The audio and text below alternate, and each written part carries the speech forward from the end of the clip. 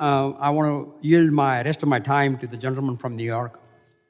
Gentleman yields. Mr. Goldman's recognized. Thank you, Mr. Tanadar. Secretary Noem, your opening statement includes a lot of data and numbers, but it doesn't mention asylum. How many people have claimed asylum since January 21st of this year? I don't have that number readily available to me right now, but I can get that for you. Do you have a sense? Is it I don't. dozens, hundreds, thousands? I don't. You are aware, are you not, that asylum is a lawful pathway into the country? I am. And are you aware of how and why the United States implemented our asylum laws? We grant asylum to individuals who are feeling threatened specifically by their government through violent activities that are perpetuated in their own home countries. Right, and it was originally implemented because Jews fleeing from the Holocaust were not allowed to seek refuge in this country, even though they clearly had no country to go to and had nowhere else to go.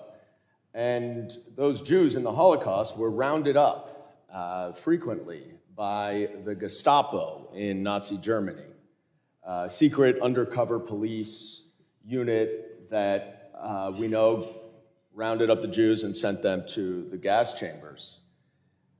One of the things that I want to address with you briefly is, I think you said your testimony was that agents who are wearing masks do so as part of their undercover disguise. Is that right?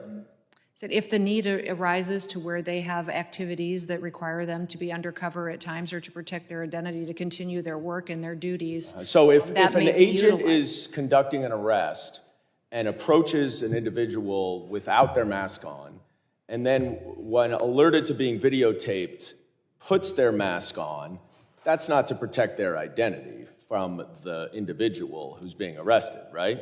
It could be, Congressman. I don't know the specifics of the situation. Is it the you're policy of referencing, the but Department of Homeland Security now that undercover ICE agents are permitted to wear face masks when executing their official duties?